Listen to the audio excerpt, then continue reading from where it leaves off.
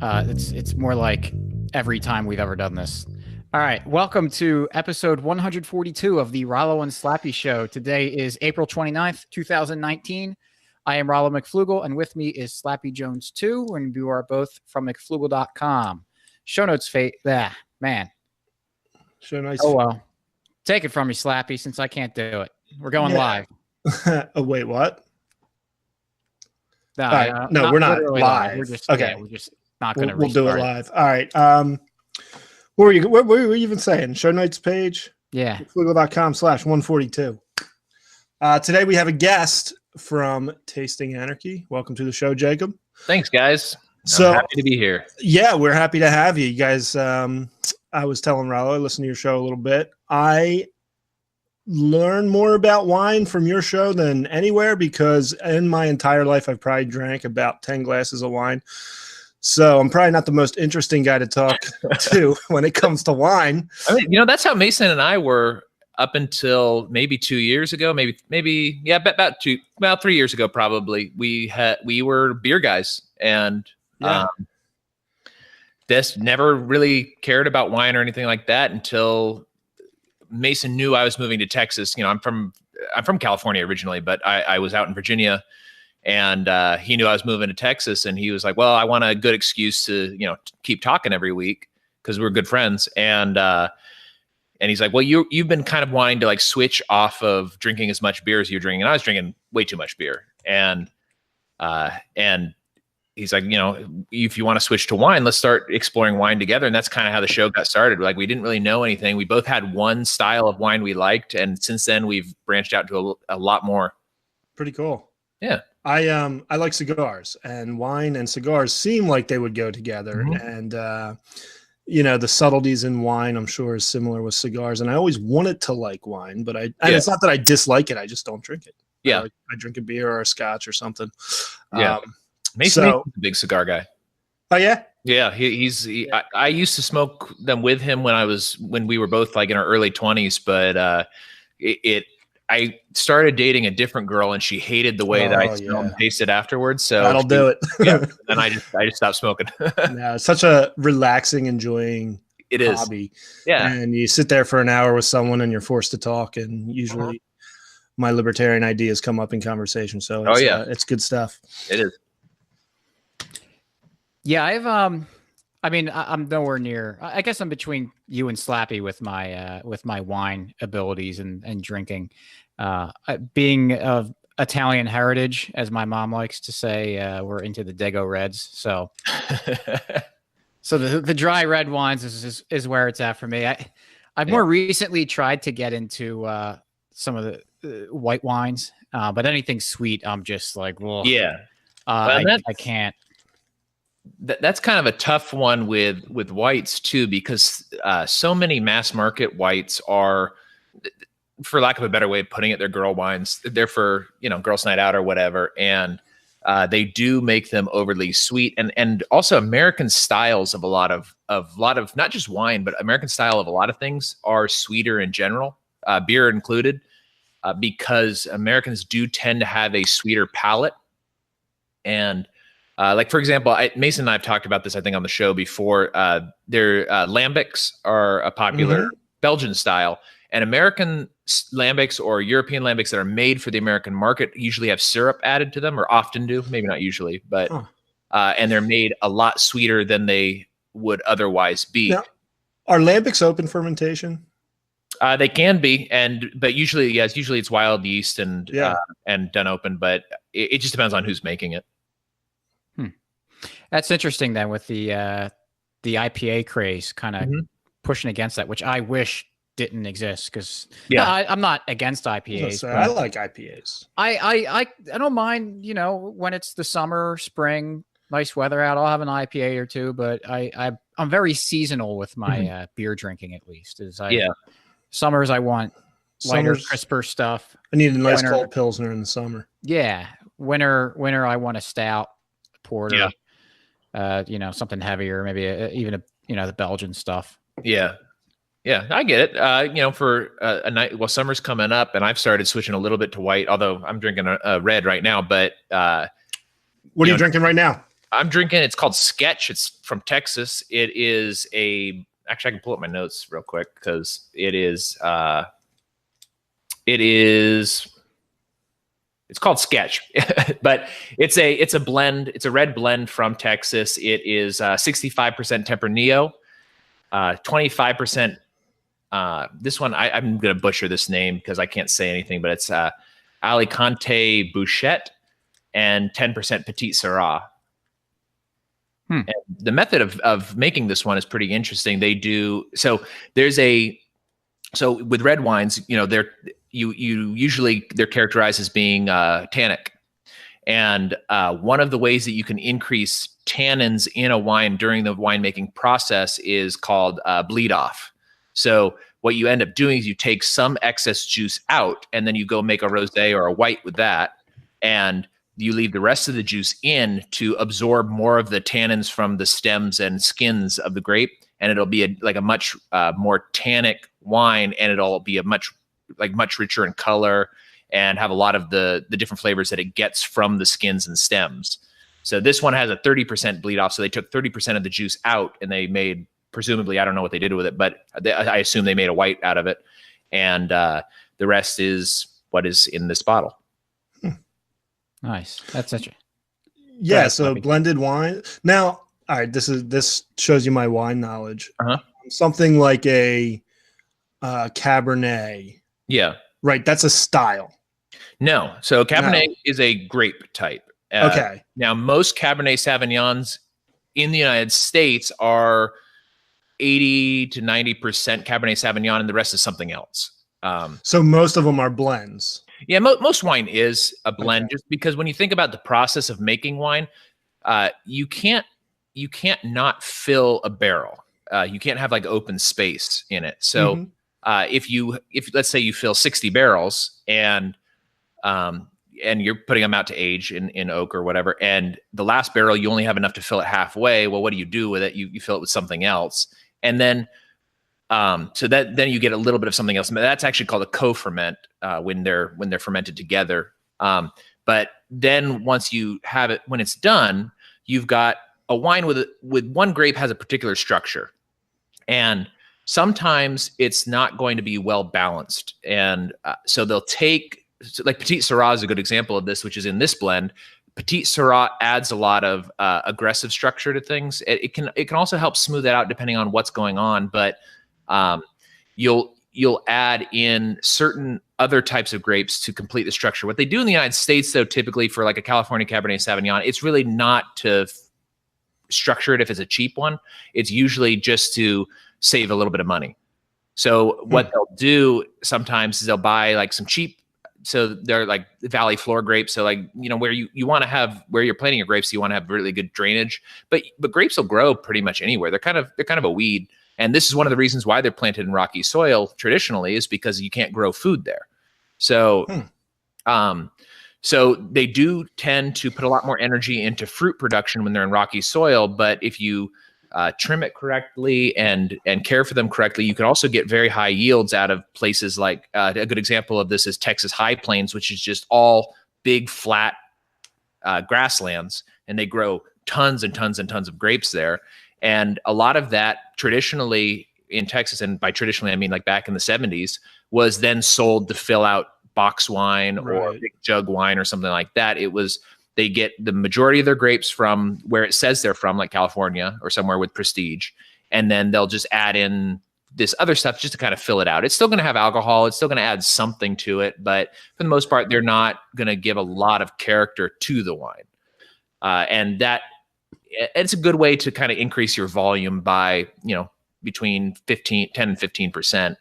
And 10 and 15% volume increase is pretty significant when you're making thousands of bottles of wine. So they'll do that. But typically when something is marketed as a Cabernet Sauvignon, they are trying to give you a presentation of the Cabernet Sauvignon grape. Whereas if you're marketing something as a blend, they're trying to do something else. They're painting a more complex. I see. That makes sense. Yeah. And so like these are the terms I hear. So Sauvignon, is that what you said? So Cabernet Sauvignon is and there's a Blanc too, right? Yeah, the Cabernet Blanc is one of the parents of Cabernet Sauvignon, but Cabernet or Sauvignon Blanc is a white grape varietal. Right, right.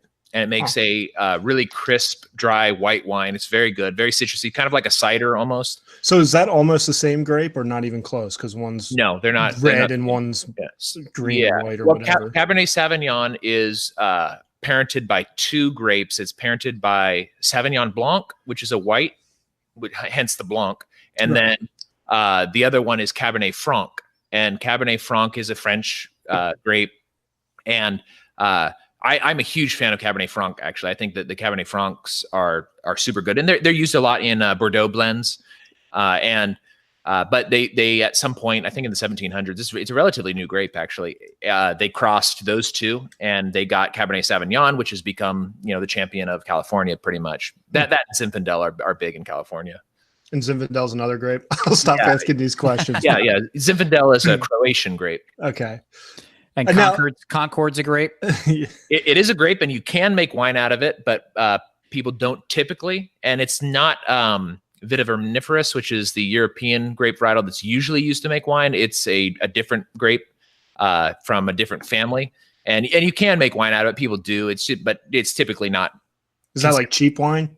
No, they even cheap wine they use usually vitiviníferous. It's just usually lower quality grapes. Right. But they will make a wine out of Concord really for fun, just because it's interesting. You can. Yeah. It's apparently, I've never had it. It's apparently ungodly sweet. I was gonna guess it would probably be really sweet. Yeah. When you're making jelly and stuff out of it, I don't know. But if you like that flavor, that's from what I understand, it just tastes exactly like grape jelly. Huh. Well. Yeah, I mean, if that's what you're into. So one of the things I wanted to echo, because this conversation, it kind of piqued my interest in something, because I know you're big on the local Texas wine, and you also stress that wherever you live, check out the local wines because it's got their own features, and you bring up a term, I believe it's terroir. Yeah, and I want you to talk about that, and also because Slappy and I are from Pennsylvania, and there's some vineyards here, isn't there? Yeah, there's actually a ton. Chad's of Ford, right? Yep. Yeah, there's a ton of vineyards around me, Chad, way closer than even Chad's Ford.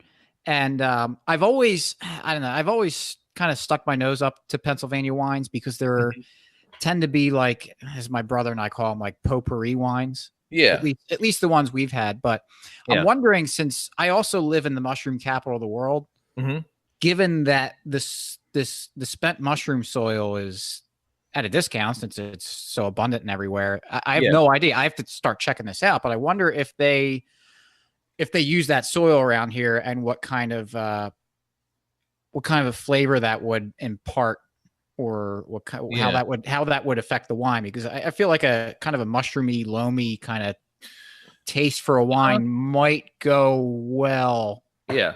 Well, a good mushroomy kind of loamy tasting wine is a Pinot Noir from the Willamette Valley in Oregon. Those a lot of times have kind of a mushroomy flavor to it and a little more earthy, and they're very good. I don't know. Usually grapes. So I'll explain terroir real quick. So terroir is this is something that Mason and I actually ask every time we have a wine grower or a wine maker on. We ask them about terroir, and the definition of it is going to vary, it's going to vary widely.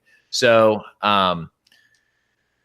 basically it is a combination of the soil, the environment, the amount of sun it gets, the types of weather that you have, the bacteria that live on the grapes, the bacteria that live in the soil, and the flora and fauna that are also in the area, and the way that the grape growers care for the grapes, because that is also a traditional thing. So in a lot of places, they care for the grapes very differently than they do in the New World, like America or Australia or somewhere like that. And also, some people will add in what the winemakers do as part of terroir, because that is also going to affect the flavor. And so a lot of it is, part of it is scientific, because it does have to do a lot with what is on the grapes and in the soils and weather and things like that can be measured. And other parts of it are a little bit more mystical or romantic, and it has to do more with the tradition of the people there and how they make it and what tradition they're following. Some guy in Bordeaux has had this land in his family for 400 or 500 years sometimes, and they're making wine roughly the same way. And that translates into the wine. And then you even have in some places, you have wine cultures. Like, how you have a yeast culture for sourdough bread. Mm-hmm. In some places they do have a wine culture, and this is usually for fortified wines, which is wine mixed with liquor.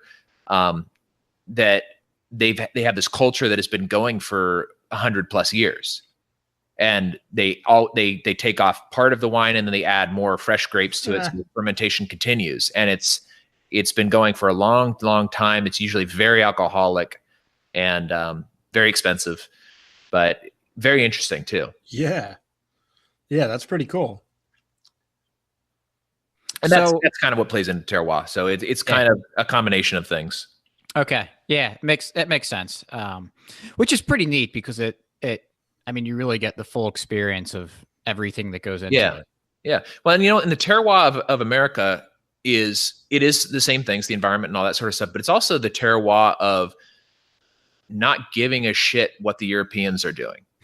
So like Americans will do anything. You go to different places in America and they'll talk about different things. You go to California, particularly like Napa, and they will talk your ear off about sanitary practices.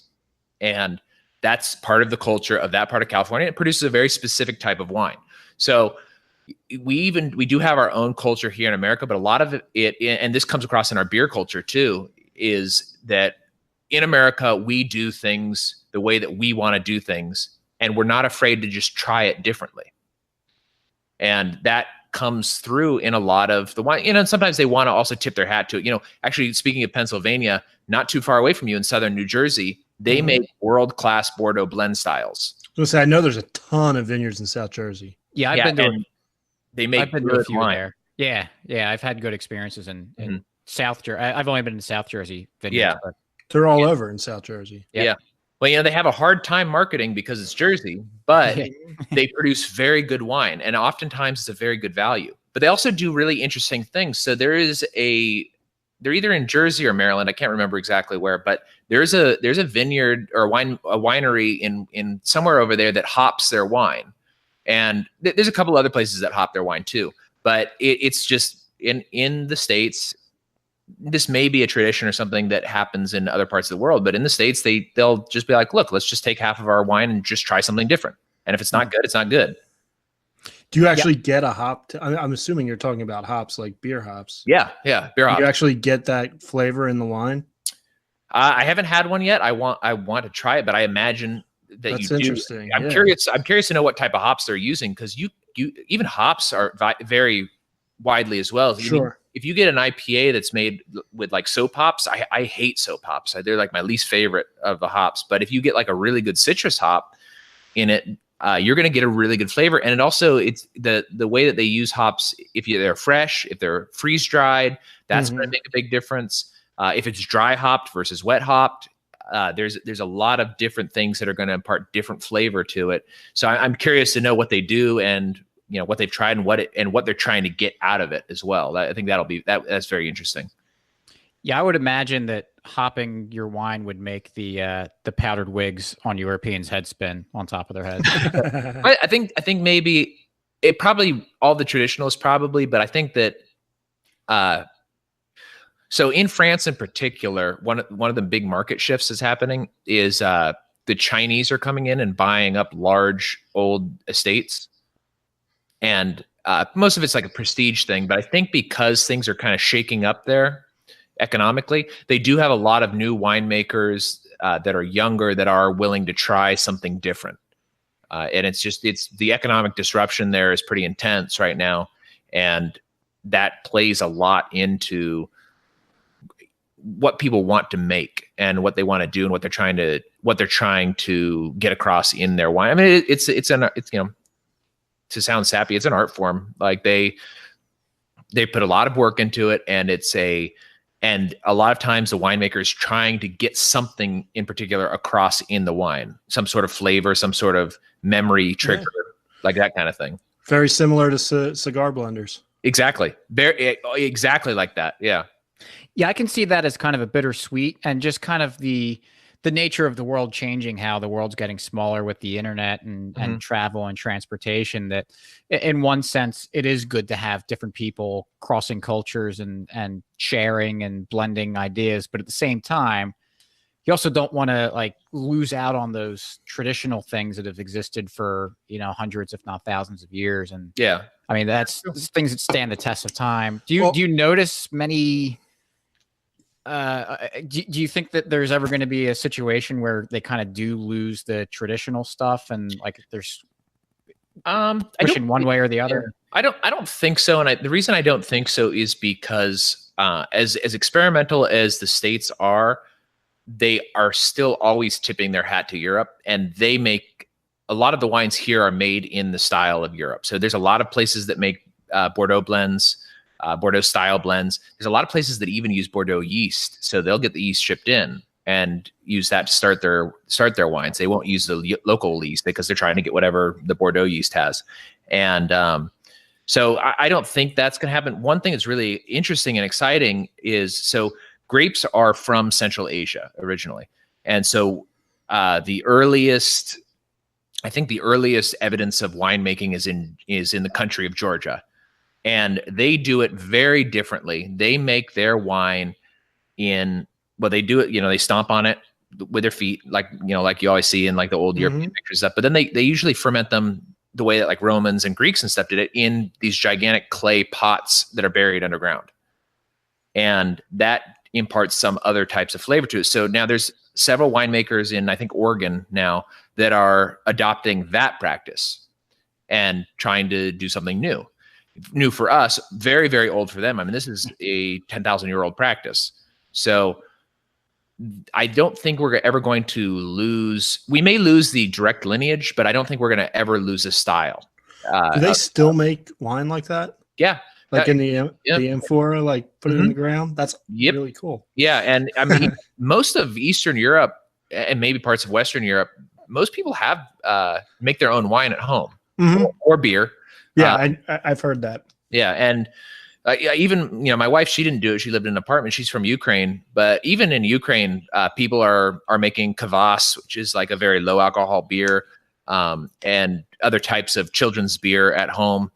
If you live in an area that grows a lot of grapes down by like Odessa or, it used to be part of Ukraine, but now it's, I guess, part of Russia, Crimea. They do a lot of people just grow it in their yards or nearby and make it in their basements. And it's not good necessarily, but everybody does it because it's part of what you drink. Yeah, that definitely was a tradition with a lot of Italians coming over. Because I know, and just in Philly, there's a big Italian population, and a lot of my heritage is Italian, and my great grandfathers made wine in their basement too. My mom would tell the stories of going downstairs. They had the barrels down there.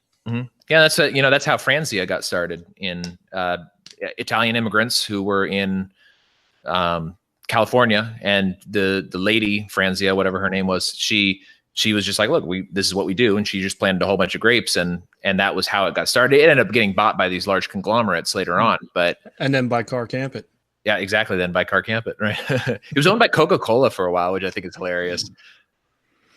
Yeah, I like to, when I get very snooty about food, like preferences and stuff, it's normally me just like having fun. Yeah. And just doing it to mess around. I don't really actually care that much. And I don't care, like Franzia, I don't think I've ever had it, but I'm completely indifferent about it. If you want to have Franzia, knock your socks off. But mixing Franzia or any wine and ice and LaCroix, and I like LaCroix too, and I like wine, and I like ice, but that combination is just unfathomable to me. Well, you should try it. It's a spritzer. I mean, it's actually a very common German drink. Okay. I was gonna say, it kind of sounds like it could go. Yeah, it's a spritzer. It's not even that unusual. It just sounds weird when Carr talks about it. But because I don't think he even knew it was a spritzer. I think he thought he invented it. It was his invention. Yeah. And I've done that before. How about in the Stadium Cup though? Well, that maybe is different. I'm not sure. Carr But- also thinks he invented the sandwich where you put peanut butter on one side and jelly on the other. Right. See, I invented a better peanut butter sandwich. So it's peanut butter on both sides and then jelly in the middle. Ooh, I like that. I thought you were going to drink a Concord grape wine with it. right. Or just like dip it in a glass of Concord wine.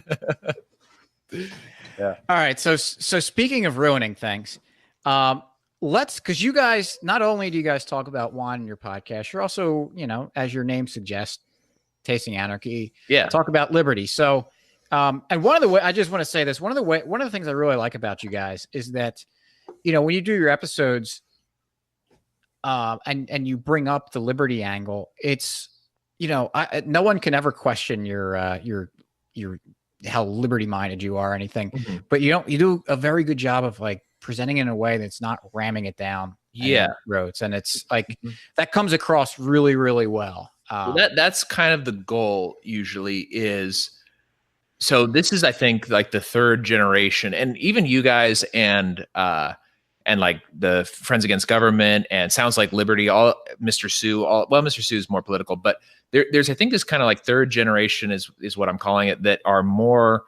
You've got the Tom Woodses, you've got the Bob Murphys, you've got Peter Schiff, like all of these people who are very academic and very smart and very, very, very valuable. But unless you already care about those topics, the shows are not necessarily going to speak to you directly. Whereas if you like wine, if you're new to wine, you might be interested in our show, and we can also show you how much government, this is the tagline that we came up with, how much government is in your drink. There is an enormous amount of government in every glass of wine you drink, every can of beer you have, every fifth of whiskey. There is oodles and oodles of government, and it does affect, and this is a great way, I think, to talk to people who are not otherwise interested in this. It's a good way to communicate market distortion to them, and which is something most libertarians are familiar with, is government market distortion, and also just the liberty of being able to do what you want and enjoy what you enjoy. And I think that is kind of been the goal of the show, is to not be so aggressive with it, but to kind of give examples of here's a time when there's a drink you enjoy and the government is heavily involved in it. And a really good example, briefly, is the alcohol level in drinks in Virginia, for example. So Virginia has a 2-tier taxing system on alcohol. And there is a cidery that is in Richmond, I think. And the lady who started that is this genius lady, and she's super cool because there's a lot of species of apples that were chopped down and believed to be extinct. They were chopped down during Prohibition, because cider was actually much more popular pre-Prohibition in the United States than it is now. And pre-Prohibition, they were making a lot of cider and stuff, and there was a whole bunch of different varieties of cider making apples. And when Prohibition was passed, the government came through and just chopped them all down. And thank God for the Catholic Church, because the only reason we saved grapes in the United States was because it was a sacramental wine for Jews and Catholics. And so there was a few places that were still able to keep old vines. And that actually, is very helpful in other reasons. But this lady who has a cidery, she goes out and she hikes around Virginia and the Appalachians and stuff, and finds these apples that somebody at some point threw out, and an apple tree grew, and they thought these apples were extinct. She's got 4 or 5 varieties that she saved and planted in her orchard, and is making wines out of them. But that's not where it gets crazy. Is that so? Virginia has a 2-tiered system. So I don't remember exactly the percentages, but I think it's about 12%. If you make an alcoholic drink up to 12%, you're taxed at like 10% or something. I'm making up numbers. I don't know exactly the numbers. And then when you go over that percentage of alcohol, your tax goes up to like 30%. And so she made her ciders, and she was making them in a interesting style. So she took the style of making champagne and applied that to cider. And so she was making these sparkling ciders that were high alcohol, like 14, 15%. And her first batch came out, and she sold a lot of it and went to go pay her taxes. And the government said, no. You don't owe us 10%. You owe us 30%. That is not a apple cider. That is an apple wine. And apple wines are taxed at a higher percentage. And so fortunately, she had investors that were able to help cover the cost. But that first year and her first batch, she made no money. She was in debt to the government because of it. And as a result, she changed her practices, and now she makes ciders that are under 10%. So anybody who was very keen on that first batch and wanted this champagne style apple cider is now robbed of the opportunity to enjoy a unique, interesting cider. And she had to revamp her entire process to make it a lower alcohol drink in order to come under the threshold and still be able to make market.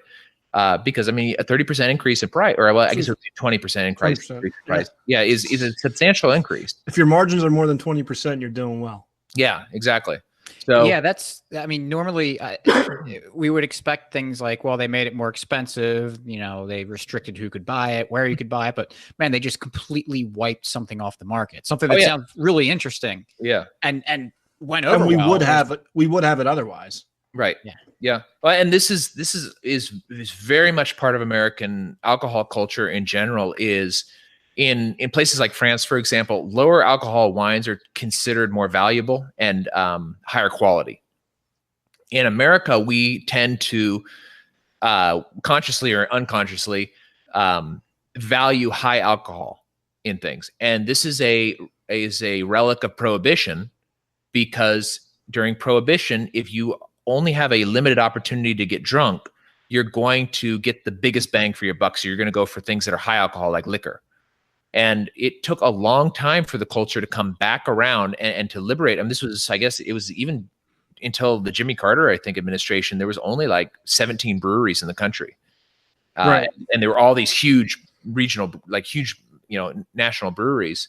And that end up getting liberalized, and now we have thousands and thousands of breweries, and anywhere from microbreweries to regional breweries to national breweries, and now the market has opened up for people like me who I do tend to enjoy lower alcohol beers in general. Wine I'm kind of indifferent. It's a flavor thing, not necessarily an alcohol level thing, but I would much rather have like a session saison or something like that, and at like 4% alcohol, than some sort of really heavily hopped IPA at 9%. If I'm going to be sitting around with, a bunch of libertarians, for example, and drinking for 5 hours and just talking about libertarian stuff, I would much rather have that lower alcohol that has a flavor, does get me a little bit buzzed, loosens up the conversation a little bit. But the culture in America has really been driven toward high alcohol. And there's a good example of this coming up again. I covered this a little bit in one of my mini episodes that I don't think has been released yet. There is a 600% increase in the beer tax coming up in Nebraska. Nice. And it doesn't really seem like that much to the average consumer. It's about 10 cents a glass or a pint.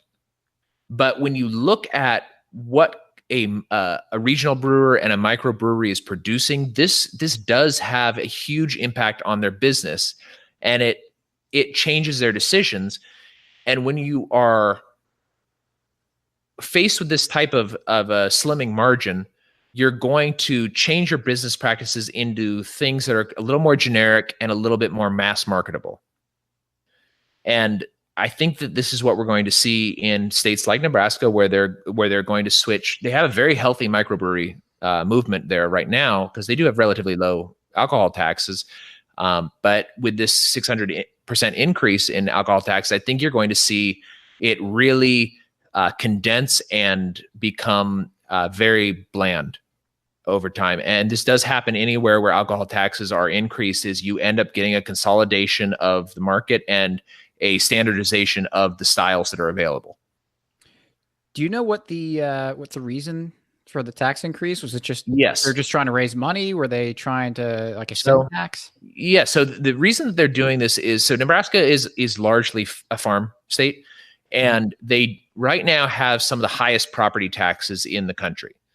And when you go to like a farmer who owns 1,000 acres or whatever, that's a hefty tax on them, and they don't have exemptions for farmers or any sort of reduction, I don't think. And so the proposal is to phase out portions of the property tax, so just give them a reduction in property tax, and raise money by increasing the alcohol tax because they see it as something new and a vice. People don't usually, if you're not a drinker, you don't really care if the tax on alcohol goes up. It's easy to go after alcohol and tobacco. Yeah, exactly. They see it as kind of bad, and so they see this as a way, and then they try to excuse it or whatever. What I thought was very interesting though about the senator who is pushing this through is not once did he mention cutting spending as a way to alleviate property tax, and it's very telling of government in general is that whenever something like a tax increase comes up, it's very, very rare that anybody ever suggests cutting spending as a way to cut taxes. They're either in favor of unilaterally cutting taxes and then building up debt as a way to pay for it, or they're interested in increasing a tax on some sort of vice that not everybody has. Well, taking stuff away from people, in the statist point of view, isn't good for getting reelected. Yeah, no, that's true. So yeah. Why Republicans run on small government and increase the government every time. Yeah. That's absolutely true, and I believe that Nebraska is a fairly heavy Republican state. They do this senator in particular. It seems from the what I've read and the language is that he's not necessarily opposed to alcohol, but he does see it as a vice, and that is also a cultural relic of prohibition in the United States. That we Lysander Spooner, one of the great anarchist heroes, wrote a pamphlet called "Vices Are Not Crimes." And in that, he does specifically talk about alcohol, is that people who abuse alcohol have a problem, but it is no more, it's not a crime to have a problem. And it's not a crime to want to enjoy a mind-altering substance. I don't remember who I stole this from, but like altering your consciousness is so important to human beings that every single night when we fall asleep, we trip balls. Right. And that's very true, is that every culture has some sort of intoxicant. Every single one. Every single culture. Even some animals have intoxicants. There's jaguars who are eating ayahuasca all the time in the jungle. My cat likes catnip. Yeah, exactly. Elephants get drunk. We're all drinking coffee in the morning. Yeah, exactly. But they've categorized it, and they've decided that, along with many, many drugs or psychedelics and intoxicants in other forms, they've also decided that suppressants like alcohol are a problem, and it's okay to treat them as an enemy. But even when you are increasing something by only 10 cents a glass, you are going to reduce consumption, and you're also going to alter decision making. This is value is subjective, and 10 cents may. I use this example before. Is how like when you go into the 99-cent store and you buy like a 99-cent spatula or something like that, you could go to the grocery store and you could get a $1.20 spatula. It's only 20 cents difference, but people go to the 99-cent store and they buy it, or the Dollar Tree or whatever. There's a perception and a psychological perception when you go to the 99-cent store and you get something for 99 cents, even though you're only saving 20 cents and it's negligible, the perception of it being that much less makes you take action and buy that product.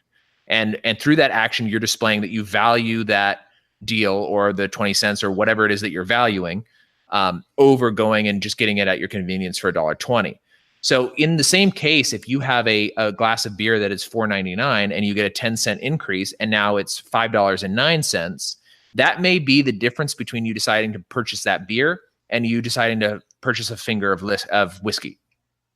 Yeah. So it even though it is not that big of a difference and people go, oh, it's 10 cents. It's not. When the price changes on the menu, that is going to alter your decision making. Absolutely. And it's going to, not necessarily yours or whatever, but it's going to alter the consumer's decision making. And so when they think it's only a 10% increase, they are not taking into account that this may completely change business for brewers, particularly small brewers.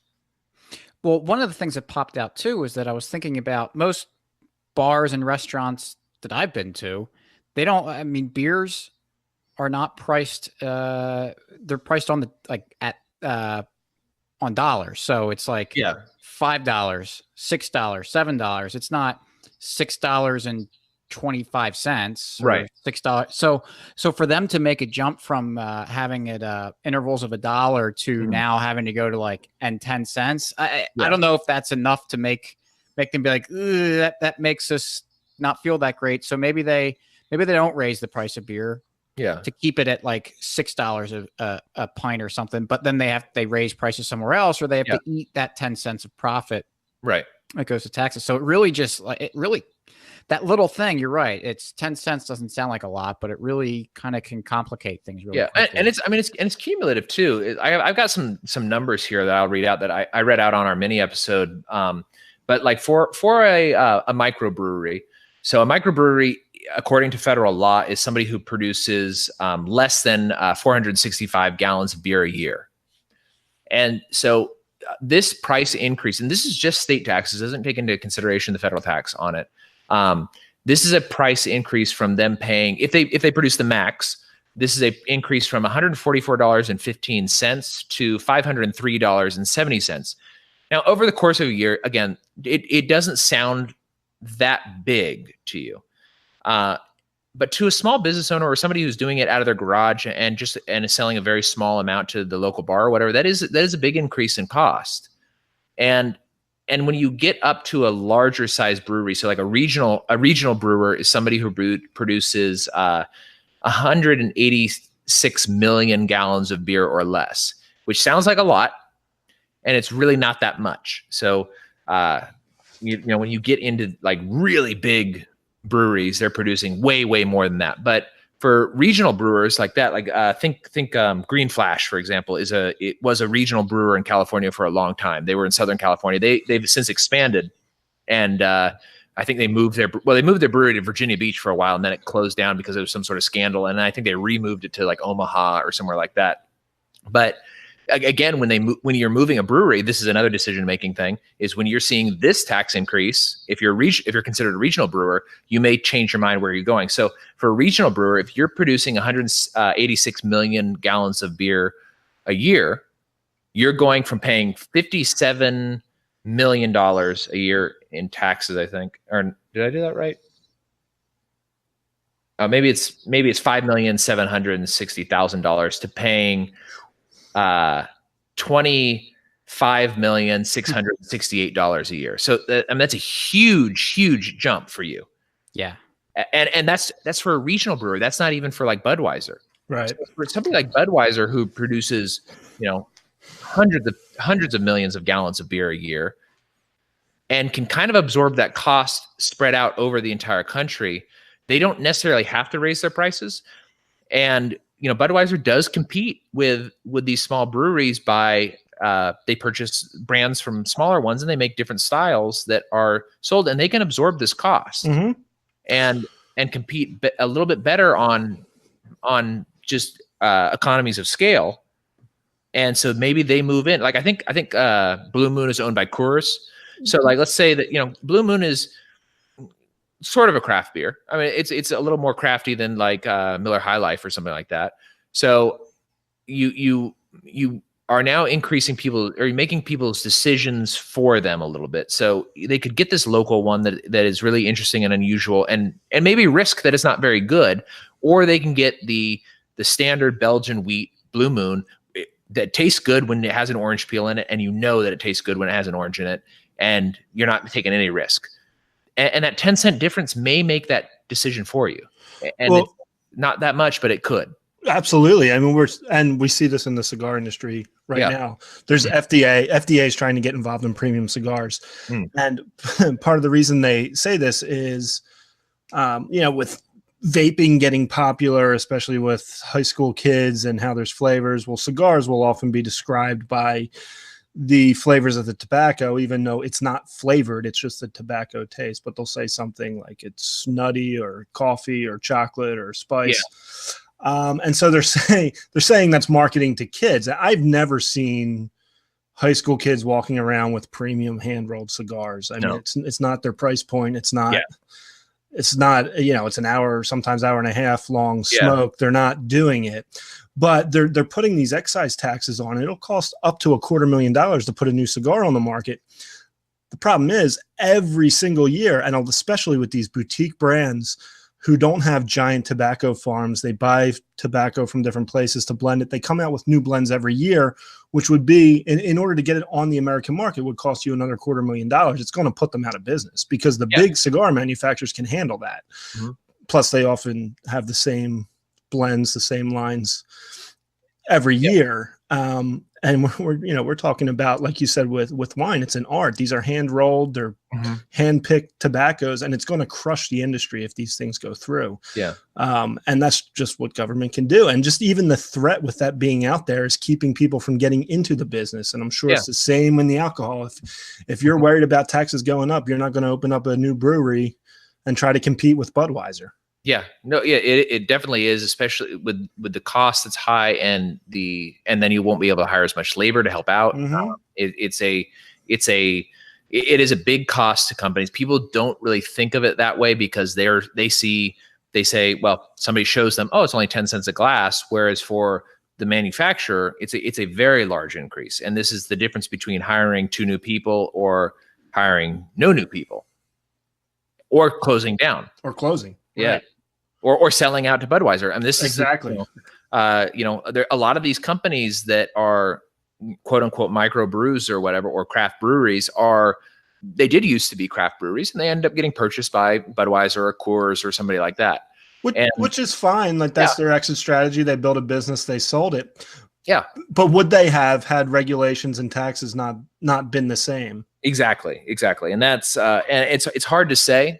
I've met cider makers that have sold out their companies. I met like the guy who made you guys know Angry Orchard, right? Of course. Mm-hmm. Yeah. So the guy who started Angry Orchard, he now has another cidery in Virginia called Bold Rock. Huh. Bold Rock. That's right. And he also started the largest cidery in New Zealand. So his dad owned a farm or something like that in New Zealand, and his dad was going to sell the farm because it wasn't successful. And he was like, Dad, just give me 5 years. I'm going to put in orchards and I'm going to make cider. And his dad was like, okay, well, I'll give you 5 years. And so he did it. And it ended up becoming the largest cidery in New Zealand. And he ended up selling out. Are you guys familiar with the cider Strongbow? Yeah. Yep. Okay. So he ended up selling his company to the company that owns Strongbow. And that's the largest cider conglomerate in the world. And his plan was he was going to retire. And he moved to, actually, I think he was just on vacation in upstate New York. And when he was there, he's like, wow, I think might be the best cider country in the world. And so he started Angry Orchard up there. How about that? And a couple of years later, he sold it to some other big conglomerate. I'm not sure who owns it now. And he's like, all right, this time I'm going to retire for sure. And he was taking a trip down to Virginia and he was up in the Appalachians and was like, holy cow.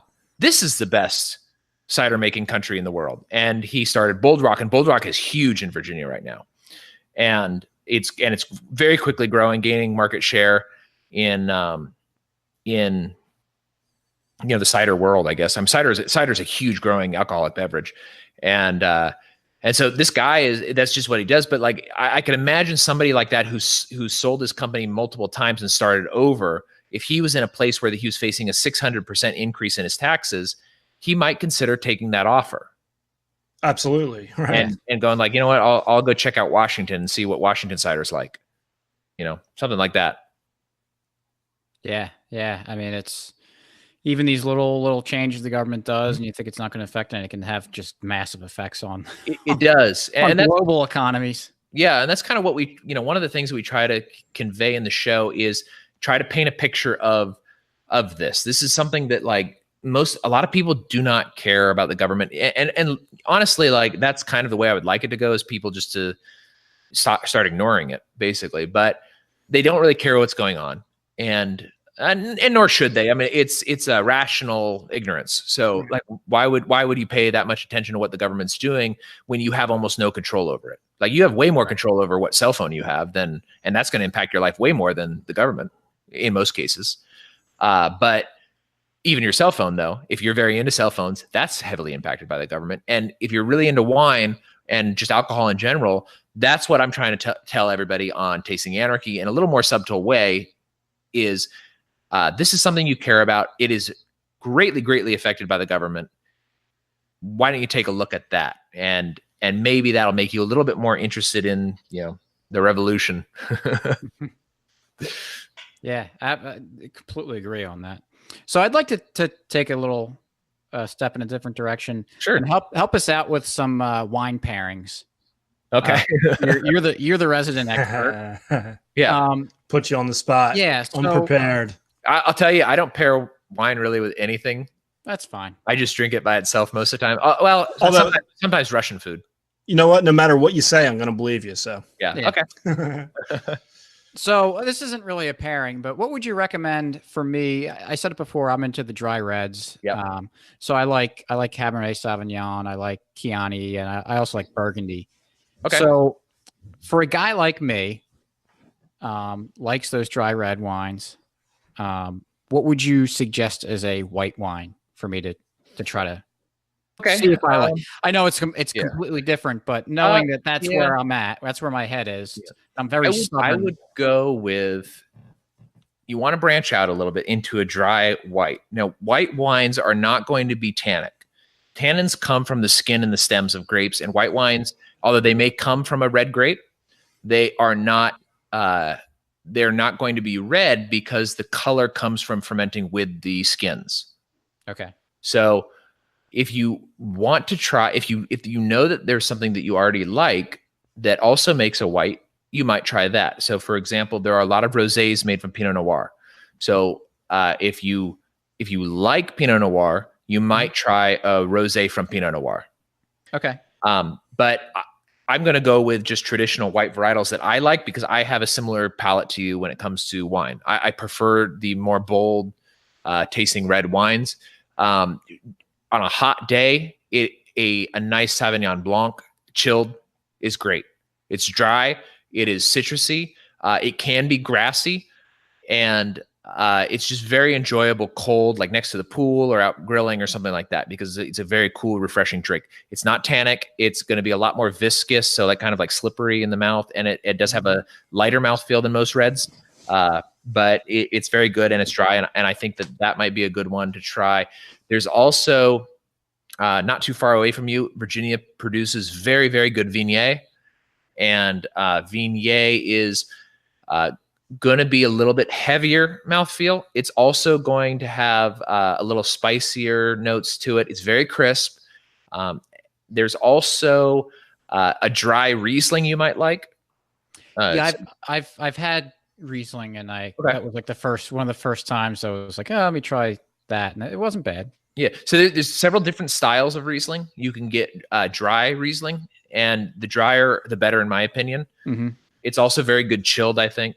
This one's a little bit different than I'm going to give you next because it is, it's usually off sweet. It's usually not dry, but it's very, very floral, which I like about it. And has, but it's also heavier. It's just a very interesting wine, a little more meaty, I guess, than most white wines. And that's Albarino. And that is a Spanish varietal. They do it here in Texas, and I think they do it well here in Texas. They also, and actually, you're going to Childeberg. I'm bringing Albarino, so I'll let you try one. Oh, nice. Awesome. It's a really good one. This one, the one that I'm bringing, is actually Spanish, but I think Texas does very good Albarinos as well. So that might be one to try. There's also a German varietal that is often sweet, but you might like it. It's Gewürztraminer. And it's difficult to spell and difficult to say. Yeah, I was writing all these down, and I felt pretty good about all the spellings up until then. yeah. Well, Viognier has a G in it. It's also spelled weird. But Gewürztraminer is some really ridiculously long word, and I think it's very good. It's also kind of more floral. It can be very crisp. It varies depending on who's making it because it can be off sweet, but there you can get the dry ones, and I think the dry ones are very good. So I think for whites, that kind of covers the gambit of the ones that I like. Mason is a much bigger fan of whites than I am, and he typically drinks white. I typically drink reds and then enjoy an occasional white. And usually I'm enjoying a white because it's something he recommended. Right. So you brought up Childerberg, and we'll talk about that a little bit more in a few minutes. But Okay. what would you pair with fruitcake? What would be the perfect wine? Because there will be fruitcake at Childerberg, and and since it's very wine themed at Childerberg, I want to make sure that people can maximize the fruitcake and the wine. I think that dessert is always best paired with a dessert wine. So dessert wines tend to be fortified or just high alcohol, and you could get a nice port. You could also maybe what would I do? A port would be good, I think. Do either one of you guys like cognac or? Oh yeah, I like cognac. Okay, so port is not mixed with cognac, but it is mixed with. I'm trying to remember the name of it, but it's a liquor made from grapes, and cognac is also made from grapes. So it's basically it's Portuguese wine, grape varietals. It depends on who's making it, mixed with a very high alcohol liquor. So you're usually at 20 to 25% alcohol. So it's much higher than most wines. You usually drink a much smaller portion, but it's very, very, very sweet. But it's a different kind of sweet. It's more of a liquory sweet. Yeah, that would actually. This was like a joke saying you bring a fruitcake with wine, but it makes sense because I mean, fruitcake you drink with, or you eat it with like a rum or a whiskey, something like very high out. So the high alcohol is sounds more appealing. We could also do, if we wanted to go. I mean, it would be sweet still, but it would be there's a Russian. Well, it's not Russian. It's actually made mostly in Moldova, but it's Eastern European wine style that they use for communion called Cahors. And it is, there's also Cahors in France, which is where it got its name from. And it's usually Cabernet Sauvignon, but it's fermented to a much higher level. So it's usually 16 to 18%, which is about 3 or 4%. Well, it's a California Cabernet Sauvignon can be like 14%. So it's usually it's between 2 and 4% higher than most Cab Sauves. It is typically a lot sweeter though. And it's not my favorite thing. My wife loves it. And so that one might be a good one to do with it. But I would go with like a port. I think that would probably be the best, a port. Awesome. And my last one, unless Slappy has some pairings that he wants, is what would be the perfect wine for doing tractor things? Tractor things. Yeah. They make a lot of canned. Don't ask him what tractor things are. They make a lot of canned wines right now. That's like a new up and coming thing. And I would go with, actually that doesn't make sense. Yeah, I would say like a canned wine, because when you're on a tractor, all those vibrations. You don't want like your wine glass to spill or anything like that, but you've got that very small opening in a can, and just like a nice one. Typically, the canned wines are going to be crisp, refreshing whites, and sometimes sweeter whites. You're gonna have Sauvignon Blanc, but it's gonna be a lot of Chardonnays, which is not my favorite thing. You can get good Chardonnays, but the way the Americans make Chardonnay, I don't think is very good. But yeah, a nice canned wine, maybe a Sauvignon Blanc. Any high alcohol ones that you could kind of pour into the gas tank if you're running low on fuel? Boone's Farm. Boone's Farm. Well, why don't you just grab a bottle of cognac? It's basically wine. It's just higher fermentation. Ah, perfect. There you go.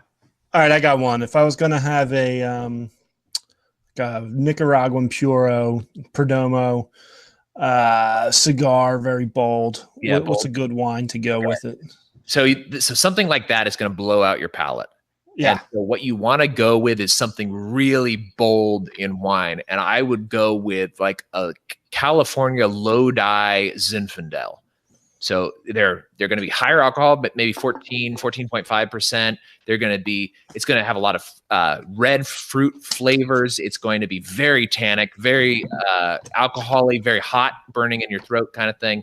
It's going to go, I think, really well with, typically Nicaraguan cigars are a lot more harsh. And so you're going to want to pair that harshness with something that's equally harsh that won't have to compete for palate access. So I would go with like a really bold California Zinfandel. I wrote that down. I might give it a try. All right. I thought you said you weren't good with pairings.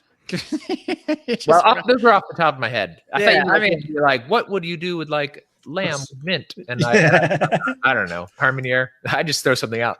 Yeah. Well, it was convincing to me. Yeah, that So- works because that's probably if I go out and look for wine, that's what I'm going to buy. I think actually Rolo, since you like that Tempranillo after it was opened up, Yeah. I think you'd probably like those Boulder Zinfandels from California too. Yeah, I mean, because one of the things, and it's funny because a couple of years ago, me talking about the color of the wine would have been like, why does that matter? But Yeah. it was like a really deep, dark purple, which was pretty nice. I like. Yeah, they can get cool. They can get really cool. Actually, if you're ever actually, this could actually go well. It wouldn't go well with a cigar that harsh, but if you get like a Dominican cigar that's a little bit lighter, more like on like vanilla flavors and stuff like that. If you get a Carmeniere from northern Chile, those are really interesting and they're super dark and they have a lot of black pepper flavors. And it's really interesting. So I could think like kind of a lighter cigar. I always associate Dominican cigars as being lighter. Sure. Especially lighter than Nicaraguan. Yeah. But something a little bit more fruity will go with that. And I really like Chilean Carmeniere. I think it's really good. It's kind of difficult to tell because you can't judge a price point on them because they're still sort of discovering their price point. So you can get like a really good one for like $10 and you can get a really bad one for like $30. So it's very difficult. That was another question I was going to have in wine. Is it typically the more expensive, the better? Yeah. Because while that's typically the case with cigars, it's not always the case. Yeah. It's not always the case with wine either. If it's a newer region, it's hard to tell.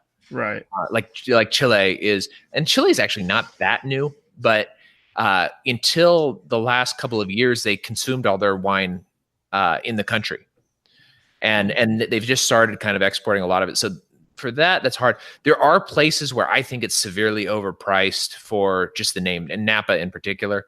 Napa produces great wine, but you pay for the Napa name. Yeah, Go ahead. There's a Chilean wine, Cabernet Sauvignon, I really like. That's like $9 a bottle. Casillero del Diablo. Oh, okay. Yeah, you can get really great stuff from Chile. Yeah. They've got super interesting microclimates too. I like northern Chile better, but there even in southern Chile there's some really interesting microclimates. The way that the ocean interacts with the coastline there produces very unusual things. So you end up getting like fogs and stuff like that in the morning, and then it blows off and has like outstanding sunshine for the rest of the day. So even though like in the north part, they're like close to the equator, they don't get as much sunlight as you would think. And that helps make them a little bit more mild. Interesting. A lot of shade grown tobacco grown in Ecuador because of their cloud cover. Yeah. Yep. And actually there's Ecuadorian wine too, but they consume almost all of it locally. And it's supposed to be pretty good. Yeah, I would imagine if they don't want to share with anybody. Yeah.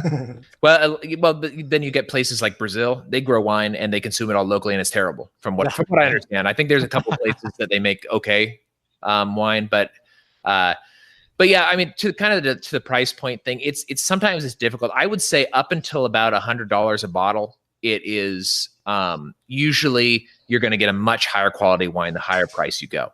Mm-hmm. There are exceptions. For example, you can get like this is a tip for Bordeaux wines. So if you like Bordeaux and you like a little more aggressive Bordeaux's, you can get Medoc, which is on the left bank, I believe. Yeah, left bank of Bordeaux. And they are going to be a little more aggressive, a little more interesting. They're also cheaper because it is a newer region compared to the rest of Bordeaux. It used to be a swamp and they drained it. And but I mean, newer meaning it's like from the 1600s. So it's a little bit different. They don't have as much prestige in the opinion of a lot of the French. And it's also situated right there so that they can ship out directly to England. And they make wines that I think are a little bit more appealing to the American palate, a lot more bold flavors that are more recognizable. And the reason I think they do it that way is because their main export country used to be England. And English and Americans have similar palates when it comes to wine, at least, and similar in a lot of beers and stuff like that. There's a reason we drink IPAs, and they invented IPAs. So, that's I mean, one way to think about it, I guess. Yeah. Slappy, do you have any more pairing questions? No. You want to? We got something? Let's do the free market success story, and I think. It hasn't happened yet, but I think it's going to be a raging success. I think so. So, Jacob, do you want to talk about Childerberg? I do. So, Childerberg, June 8th and 9th in Llano County, Texas, or it's two L's. So I don't know if it's Llano or Llano, but in Spanish it makes an E sound. So I think it's Llano County, but it's on Lake Buchanan. It's going to be a fabulous, liberty-oriented lake party. Lots of people coming down. We are. Probably by the time this airs, we will have no more campsites available with our group, but you are more than welcome to come down. There's a town nearby that has hotels. There's also other campsites that may have spaces available that you can camp at. But it's going to be a blast. We're going to have a lot of, there's some stuff that I can't really announce, but there's a lot of cool stuff going. One of the things I can announce is that there is going to be the Childerberg wine van, driven by Mason, my partner in crime on Tasting Anarchy. And he is going to be driving all us drunks around to the 3 wineries that are right there along the lake, and just to try out some Texas wine. I've had one of the wineries' wine, and it's very good. The other 2 I haven't had, but I've had communication with them, and they seem very pleasant and are looking forward to us coming by. So we've got just lots of fun stuff going. Car's got a couple of ideas working too. And after we meet our fundraising goal, the remainder of the funds are going to be split 50-50 with freeross.org. Awesome. Yeah, that's a worthy cause. And I will be doing a small fundraiser down there. As I mentioned before, I will be bringing a fruitcake. Yep. And we'll do a 50-50 drawing or something. Yeah. Whereas if you can guess the weight of the fruitcake, you win. That sounds like a good plan. 50-50 raffles are like a libertarian standard. When I ran the Virginia Beach Libertarian Party, we used to do 50-50 raffles all the time. Oh, nice. It was like the best way to make money. So yeah, that's awesome. I am really looking forward to it. Yeah, I really think it's going to be a blast. Like, if you guys are on the fence about it, or you're kind of like, I don't know if I want to go, just follow @Childerberg on Twitter and just see the interactions for the people who are going, because everybody that is going, they are all such a blast, and it's so hilarious to be. Yeah, that's with everybody. That's why because libertarians, we all know we have the tendency to get a little bit annoying about stuff. Yeah. Everyone that's been involved with and interacting with the Childerberg Twitter handle and everything, everyone's focused on just having a good time and having fun. So I think that's going to translate to the event, and I think it's going to be an absolute blast. I think so too. I think there's kind of, and I used to be part of the butthurt libertarian generation. Who hasn't been? And I think that maybe the libertarian movement is sort of coming through that with the addition of like new leaders like Dave Smith, who's a comedian, and Bob Murphy, who's just a very lighthearted, nice guy, and even people like on like the Tasting Anarchy level, who are just funny guys, like Mr. Sue is very funny, and some of the smaller podcasts. It's just people they're tired of being stressed out all the time, and they just kind of want to have fun. And it's also the solidification of internet culture around libertarianism, I think, has made it just a lot more fun than it was back in like 2008, when everything was offensive and I was butthurt by everything because Ron Paul wasn't winning. Actually, I wasn't a Ron Paul fan in 2008. I didn't get on board until like 2013 for Ron Paul. I was a Bob Barr fan, so I was butthurt that nobody liked Bob Barr. So that's awesome. I've come a long way since my first introduction to liberty. Oh yeah, I mean, yeah, I'd be embarrassed to tell you my early 20s. Yeah. But but I was in charge of the Virginia Beach Young Libertarians during that time. So I was a leader of the group there, and I was like basically just a regular statist who was upset with the Republicans. Right. I mean, that's how I started. A lot of going into libertarianism is just, I was a Republican that didn't like Republicans anymore. Yeah, and that's basically me. Yeah. So, all right, the show notes page for this episode is mcflugel.com/142, where you'll be able to find links to all the stuff that Jacob's doing. So, Jacob, do you want to plug whatever you got to plug? Yep, you can follow us at Tasting Anarchy on Twitter. Also, follow Childeberg at Childeberg on Twitter, because I think that's a fun thing. I'm always happy to receive emails from people for either Childeberg or for Tasting Anarchy, tastinganarchy@gmail.com. And you can also visit either one of the sites, childeberg.com or tastinganarchy.com, and just check out what we have going on. Awesome, man. So yeah, we really appreciate you coming on. You can stick around when we're when we hit it off. All right. Yeah. Also, yeah, I guess that's it. That's all we got to plug. Just Jacob stuff. So, all right. Thanks for listening, everyone, and we will catch you next week. Peace. Stay free.